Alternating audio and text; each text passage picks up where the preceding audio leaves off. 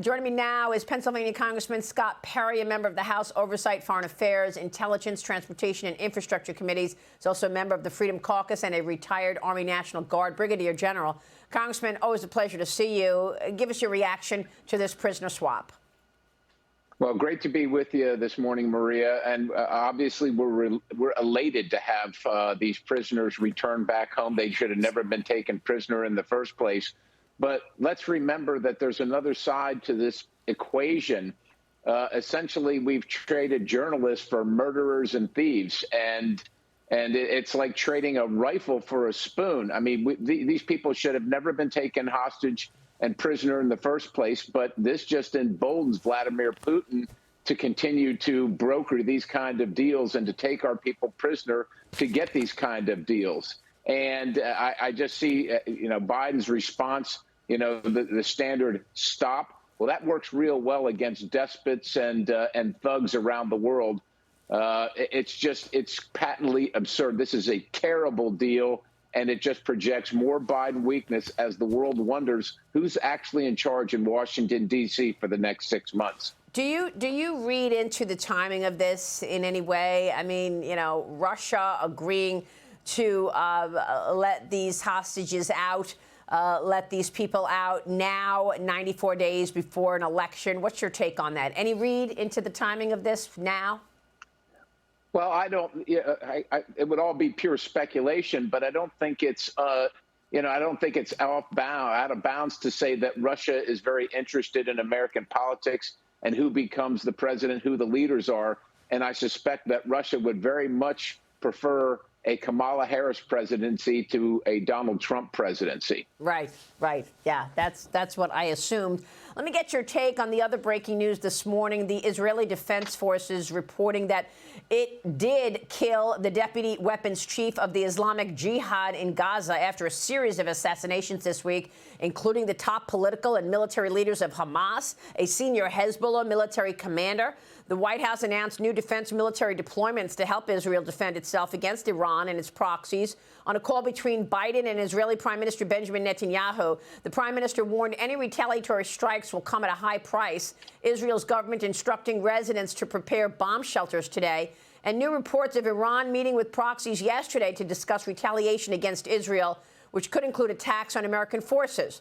Officials say President Biden commented on the chances for a ceasefire early this morning. Watch this. Is the chance for a ceasefire ruined after the assassination of Haniyeh? It's not helped. That's all I'm going to say right now. Thank you.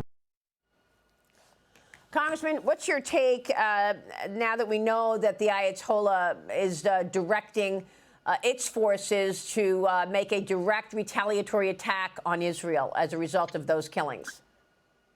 Well, it's to be expected. And of course, the rest of the world has known all along that the Ayatollah and Iran is the fount of all this violence and all this terrorism, whether it's the Houthis, Islamic Jihad, Hamas, Hezbollah.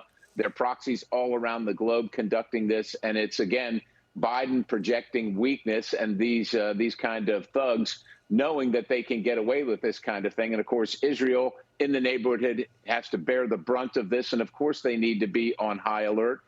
They've issued a statement, I think, that says that they will be unconstrained if Hezbollah and Iran attack civilian targets. And the United States should not be constraining Israel. And that's what we have been doing. We've been demanding that Israel engage in a ceasefire, but we have not been rightly demanding that Hezbollah, Hamas, and Iran stop threatening, stop attacking. It is a one-sided deal, and unfortunately, Israel has to keep up appearances, but they have to defend themselves. They have no choice. Yeah, what a difference to see the way Kamala Harris and Joe Biden treated Bibi Netanyahu and the way Donald Trump treated Netanyahu. Last Friday, President Trump welcoming Netanyahu and his wife, Sarah, to Mar-a-Lago.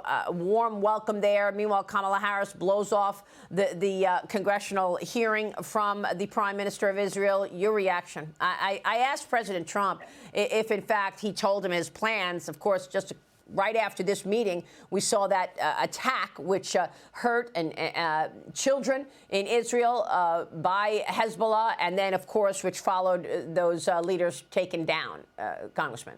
Yeah, it killed those children in Israel, and the fact that the vice president couldn't or refused to do her duty and accept the prime minister of Israel in the joint session is outrageous. It's unprecedented. And what it is indicative of is a growing anti-Semitic movement within the Democrat Party that is going unaddressed and unspoken about. Yeah. Meanwhile, let me switch gears. Last night when I saw President Trump, after our interview, he sat down with 3 FBI agents. I saw him go greet the FBI agents. They interviewed him last night about the failed assassination attempt in Pennsylvania on July 13th. Missouri Senator Josh Hawley says a whistleblower is accusing the acting Secret Service director, Ronald Rowe, of personally ordering cuts to the counter-surveillance division, which led to the threat assessment failures at that rally. He also said that the Secret Service turned down or improperly deployed technology that may have protected the 45th president. Rowe is going to hold a press conference today at 2 p.m. Eastern to provide additional transparency on the investigation, Congressman. I don't know what President Trump told the FBI last night, but he told me he was looking forward to what he expected to be a friendly interview with the FBI. What are your thoughts on these epic failures of the Secret Service? Well, they are epic failures, and whether it's the FBI or in this case, the United States Secret Service, it's indicative of rot at the top that is pervasive throughout the organization, which has been politicized, and you see the results of the politicization. Americans know that this is expensive. We know it's hard work. We're always been grateful, and we've also been we've just loved the Secret Service and law enforcement, including the FBI.